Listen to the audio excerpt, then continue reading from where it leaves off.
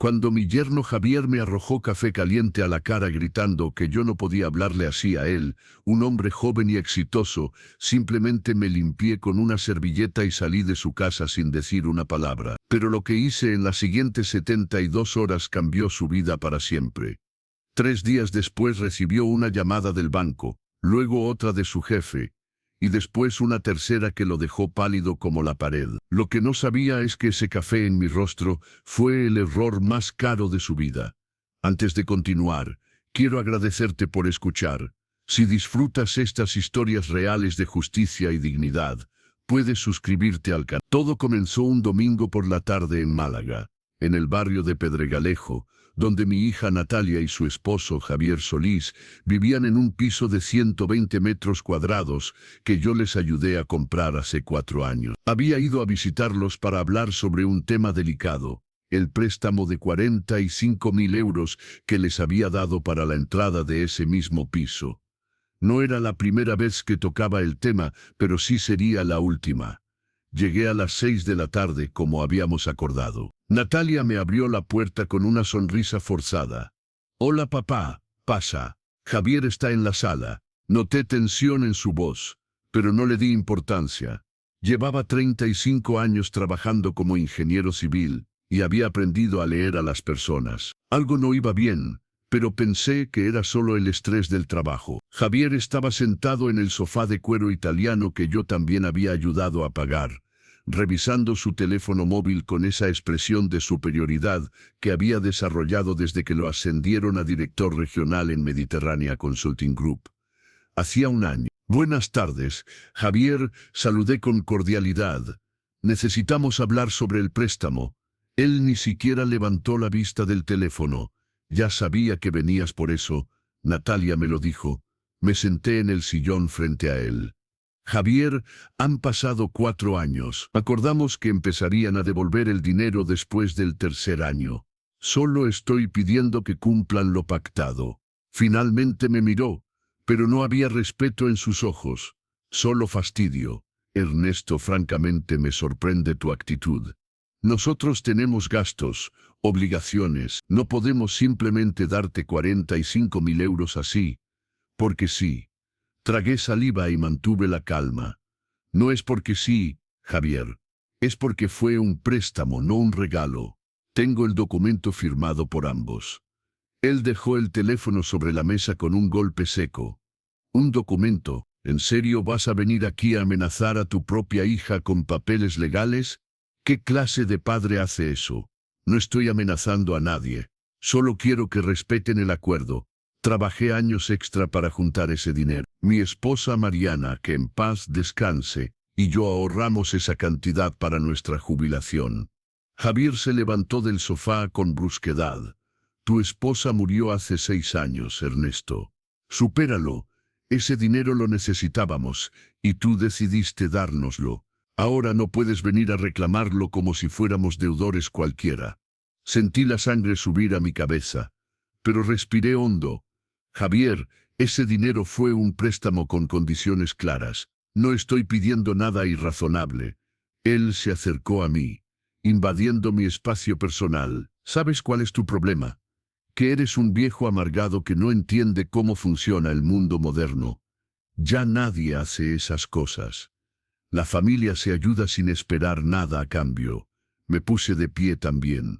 «Yo ayudé, y solo pido que se respete lo acordado». Natalia apareció desde la cocina con 2 tazas de café en las manos. «Por favor, no discutan. Papá, siéntate. Tomemos un café y hablemos con calma». Acepté la taza que me ofrecía, pero Javier se interpuso. «No, Natalia. Tu padre tiene que entender que aquí las cosas funcionan diferente ahora». Se giró hacia mí con los ojos inyectados de rabia. «Tú no puedes venir a mi casa a exigirme nada». «Javier, por favor», intentó mediar Natalia. «Cállate», le ordenó sin mirarla. Luego volvió su atención hacia mí. «Escúchame bien, Ernesto. No vas a ver un solo euro de ese dinero. ¿Entiendes? Ni uno.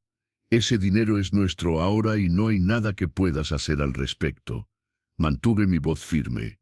«Hay un contrato firmado, Javier. Él dio un paso más cerca, su rostro a centímetros del mío. ¿Y qué vas a hacer? ¿Demandar a tu propia hija? Adelante. Destruye a tu familia por dinero. Demuestra qué clase de padre eres. Si realmente nos amaras, nunca pedirías ese dinero de vuelta. El hecho de que lo hagas demuestra que solo te importa el dinero, no nosotros. Pero lo que no esperaba es que ese domingo mi paciencia tenía un límite. Javier, dije con toda la calma que pude reunir, no se trata de amor o de dinero, se trata de respeto y de cumplir la palabra. Y entonces sucedió. Javier tomó su taza de café de la mesa, aún caliente, y con un movimiento violento me la arrojó directamente al rostro. El líquido hirviendo me golpeó la mejilla izquierda, el cuello y parte del pecho. Sentí el ardor inmediato en la piel. Natalia gritó, «Javier, ¿qué hiciste?» Pero él no retrocedió, señaló hacia la puerta con el dedo. Así es como le hablo a un viejo, que no entiende su lugar. Lárgate de mi casa, Ernesto, y no vuelvas hasta que aprendas a respetar a tu yerno. Me quedé quieto por un momento sintiendo el café gotear por mi camisa. Mi mejilla ardía. Natalia lloraba, pero no se movió para ayudarme. Tomé la servilleta de papel que estaba sobre la mesa y me limpié la cara con movimientos lentos y controlados.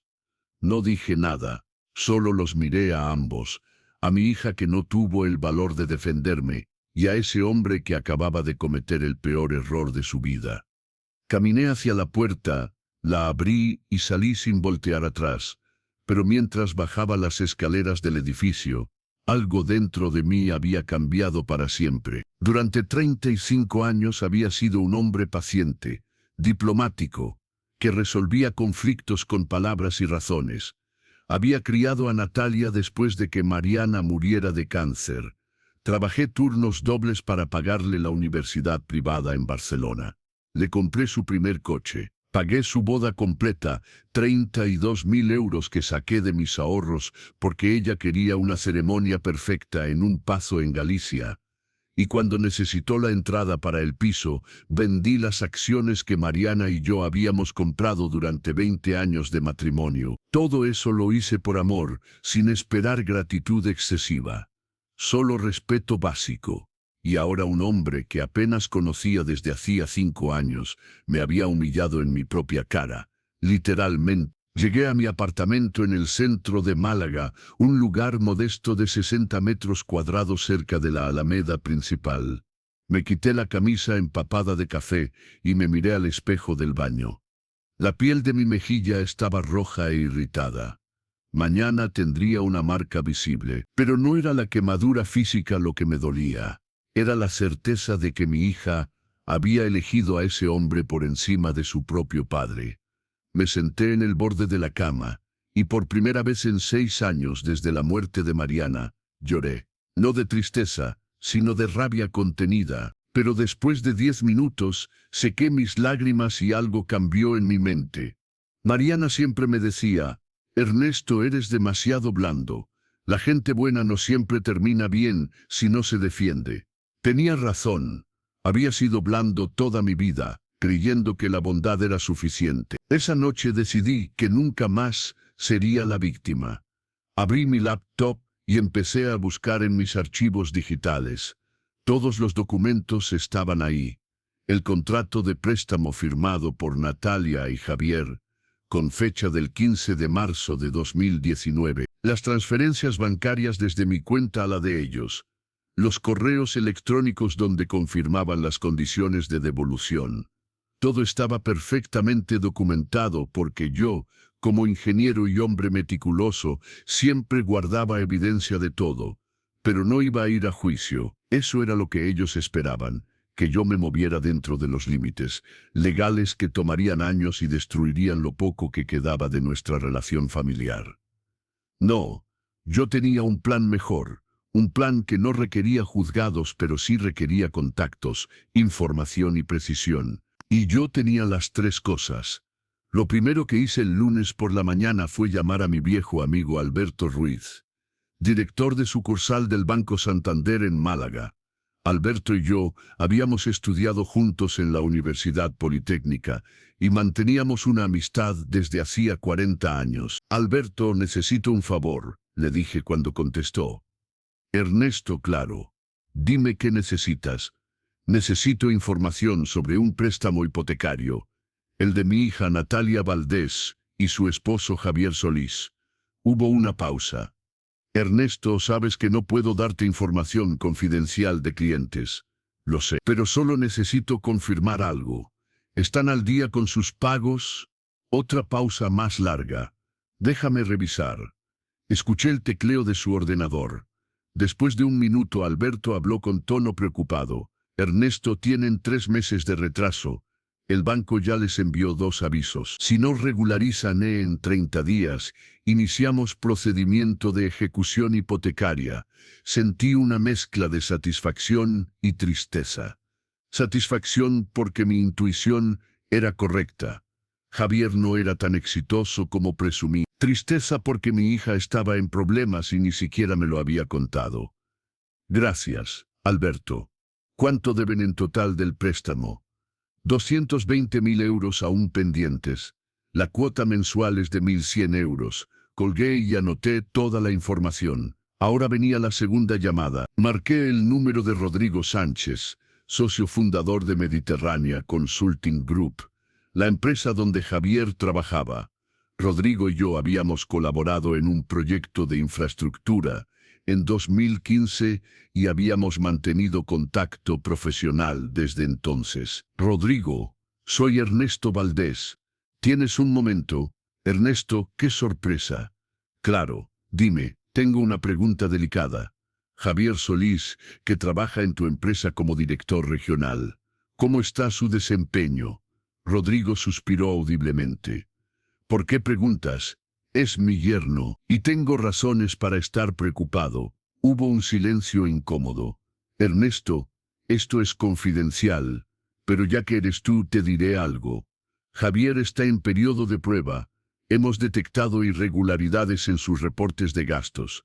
Nada ilegal aún, pero estamos investigando. Si encontramos algo sólido, tendremos que despedirlo. Mi corazón latió más rápido. ¿Irregularidades de qué tipo? Gastos personales facturados como empresariales, comidas, viajes, regalos. Estamos hablando de unos 15.000 euros en el último año. Gracias por la honestidad, Rodrigo. Te debo una. Colgué y sonreí por primera vez desde el domingo. Las piezas estaban cayendo en su lugar. Javier no solo era un abusador, sino también un fraude. Y ahora venía mi tercera y más importante acción. Esa tarde fui al despacho de mi abogada, Carmen Delgado, una mujer de 50 años con 20 años de experiencia en derecho civil y mercantil. Carmen, necesito ejecutar el contrato de préstamo con mi hija. Ella leyó los documentos que le entregué y asintió. Esto es sólido, Ernesto. Tienes derecho legal a reclamar el pago inmediato si han incumplido los plazos acordados. ¿Quieres ir a juicio? No. Quiero que les envíes una carta notarial, exigiendo el pago total en 10 días hábiles, o procederemos con embargo de bienes. Carmen me miró con expresión seria. Ernesto, es tu hija. ¿Estás seguro? Le conté lo que había pasado el domingo. El café, la humillación, todo. Cuando terminé, Carmen cerró la carpeta con fuerza. Redactaré la carta hoy mismo. La recibirán mañana por la tarde. Esa noche dormí mejor de lo que había dormido en años, no porque buscara venganza ciega, sino porque finalmente estaba recuperando mi dignidad. El martes por la tarde, tal como Carmen prometió, Natalia y Javier recibieron la carta certificada del despacho jurídico. La abogada me llamó para confirmarlo. Ya la recibieron. Natalia firmó el acuse de recibo. Gracias, Carmen. Ahora esperamos. No tuve que esperar mucho. El miércoles a las 9 de la mañana, mi teléfono sonó. Era Natalia. Su voz temblaba. Papá, ¿qué es esto? Nos estás demandando. No están demandados, Natalia. Solo estoy ejerciendo mi derecho a recuperar el dinero que les presté bajo contrato. Papá, no podemos pagar 45.000 euros en 10 días. Es imposible. Deberías haberlo pensado antes de permitir que tu esposo me faltara al respeto de esa manera. Natalia empezó a llorar. Papá, por favor, Javier se equivocó. Lo sé, pero no podemos perder el piso. Tenemos problemas financieros. El banco ya nos está presionando. Lo sé, dije con frialdad. Y eso no es mi problema. Tú elegiste tu bando el domingo cuando no dijiste nada mientras él me humillaba. Papá, soy tu hija. ¿Cómo puedes hacerme esto? Eres mi hija. Y precisamente por eso esto me duele más a mí que a ti. Pero no voy a permitir que me traten como basura en mi propia familia. Colgué antes de que pudiera responder, pero lo que no sabían es que yo había activado la tercera fase de mi plan. Ese mismo miércoles por la tarde, llamé nuevamente a Rodrigo. Rodrigo, sobre esas irregularidades que mencionaste de Javier Solís. ¿Aún están investigando? Sí, de hecho encontramos más evidencia. ¿Por qué? Creo que tengo información que puede ayudarte. Te enviaré por correo algunos documentos. Durante los últimos 2 años, yo había notado que Javier vivía por encima de sus posibilidades. El coche nuevo, las vacaciones en las Maldivas, la ropa de marca. Y ahora sabía por qué. Había estado robando a su propia empresa. Esa noche revisé las fotos que Natalia había compartido en redes sociales. Crucero por el Mediterráneo en junio pasado. Fin de semana en París en marzo. Restaurantes caros casi cada semana, todo documentado con fechas. Crucé esas fechas con el calendario laboral de Mediterránea que Rodrigo me había compartido previamente. Coincidencias perfectas. Esos viajes fueron reportados como viajes de negocio. Envié toda la información a Rodrigo con un correo simple. Creo que esto puede ser útil para tu investigación. El jueves por la mañana, Javier recibió una llamada de Recursos Humanos de Mediterránea Consulting. Le pidieron que se presentara de inmediato en las oficinas centrales. Cuando llegó, Rodrigo y el director legal lo estaban esperando con una carpeta llena de evidencia. Facturas falsas, reportes manipulados, gastos personales, todo estaba ahí. Javier, tienes 2 opciones, le dijo Rodrigo con voz dura. Renuncias ahora mismo y devuelves los 15.000 euros en un plazo de 60 días, o llamamos a la policía y presentamos cargos por fraude corporativo. Javier, pálido como un fantasma, eligió renunciar. Firmó su carta de renuncia ese mismo día. Sin indemnización, sin referencias, sin nada. Esa tarde recibí una llamada furiosa de Javier. ¿Qué hiciste, maldito viejo? Me arruinaste la vida. No hice nada que tú no hicieras primero. Javier, solo aceleré el proceso. Tú solito cavaste tu tumba. Eres un miserable. Voy a destruirte. Ya lo intentaste el domingo con una taza de café. ¿Recuerdas? Creo que yo gané esta ronda. Colgué y bloqueé su número. Pero la historia no había terminado. El viernes, exactamente 5 días después del incidente del café, Natalia apareció en mi apartamento. Tenía los ojos rojos de llorar. Llamó a la puerta con golpes desesperados. Papá, abre por favor. Tenemos que hablar. Abrí la puerta, pero no la invité a pasar. ¿Qué quieres, Natalia? Se arrodilló frente a mí. Literalmente se arrodilló en el pasillo del edificio. Papá, perdóname. Perdónanos. Javier perdió su trabajo. El banco nos va a quitar el piso. No tenemos dinero para nada. Y ahora tu demanda. No sé qué hacer. La miré desde arriba. Esta mujer de 33 años que alguna vez fue mi pequeña princesa. ¿Y dónde está Javier ahora? No lo sé. Se fue de casa anoche después de perder el empleo. Dijo que necesitaba pensar. Natalia se limpió las lágrimas con el dorso de la mano. Papá, sé que nos equivocamos. Yo me equivoqué. Debí defenderte el domingo. Pero tenía miedo de Javier. Él tiene mal carácter y yo solo quería evitar problemas. Entonces elegiste la paz sobre la dignidad. Y elegiste a un hombre violento sobre tu propio padre. Lo sé. Y lo lamento más de lo que puedes imaginar. Por favor, retira la demanda. Te prometo que encontraremos la manera de pagarte, pero necesitamos tiempo. Me crucé de brazos. ¿Cuánto tiempo, Natalia? ¿Otros 4 años? ¿Otros 10? O nunca, porque Javier decidirá que ese dinero es suyo y tú no dirás nada. No lo sé, papá. Solo sé que somos familia y las familias se perdonan. La familia se respeta primero. Natalia, y ustedes no me respetaron. Javier me tiró café caliente en la cara, y tú no hiciste nada, absolutamente nada. ¿Cómo esperas que yo olvide eso? Ella sollozó más fuerte. Porque soy tu hija. Porque me criaste mejor que esto. Porque sé que en el fondo me amas y no quieres verme destruida. Tenía razón en una cosa. Yo no quería ver a mi hija destruida. Pero tampoco podía permitir que siguiera con un hombre que me había humillado, y que además era un criminal. Natalia, le dije con voz firme pero no cruel, voy a darte una oportunidad, pero tiene condiciones. Ella levantó la vista, esperanzada. Lo que sea, papá. Primera condición, divorcio. Natalia palideció. ¿Qué? ¿Te divorcias de Javier? No negocio esto. Papá, no puedes pedirme eso. Sí puedo. Ese hombre es violento, fraudulento y te está arrastrando a la ruina. Si realmente quieres mi ayuda, terminas esa relación.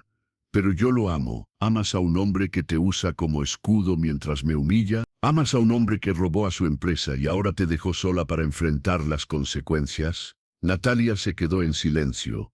Después de un largo minuto, asintió lentamente. Está bien, me divorciaré. Segunda condición, continué. Terapia psicológica. Vas a buscar ayuda profesional para entender por qué aceptaste ese tipo de relación. Ella asintió de nuevo.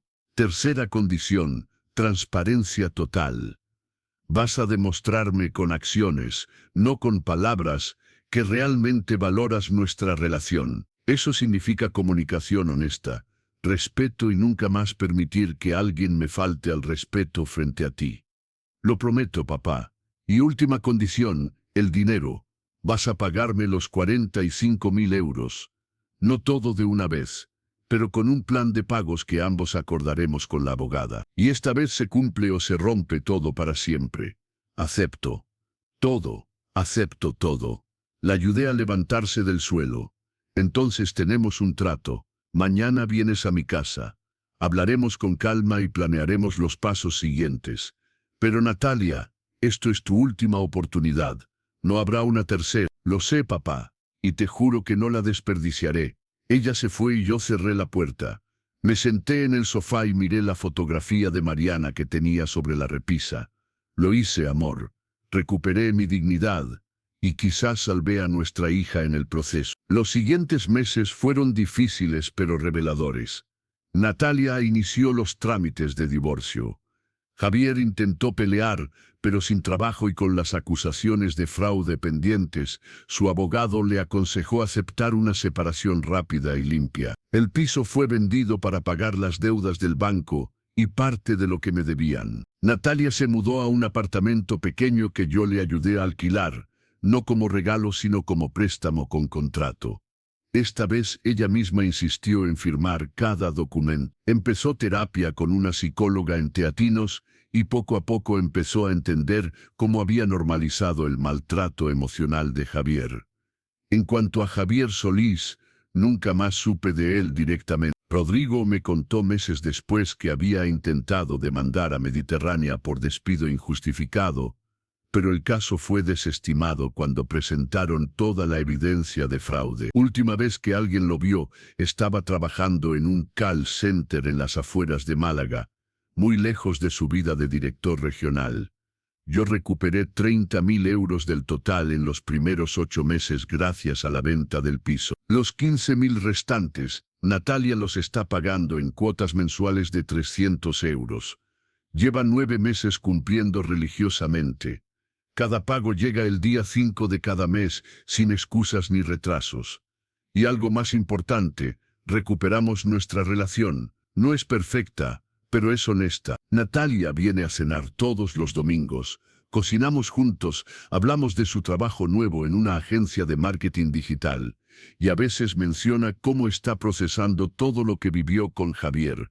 Nunca volvimos a hablar del café en la cara, pero ambos sabemos que ese momento lo cambió todo. Gracias por escuchar hasta aquí.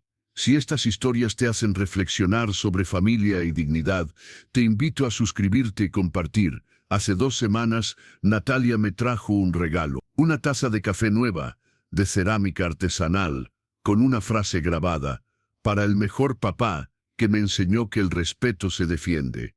No dije nada cuando la vi, solo la abracé, y por primera vez en años sentí que mi hija realmente había vuelto a casa. A veces la justicia no llega desde un juzgado, llega cuando decides que tu dignidad vale más que la comodidad de quedarte callado.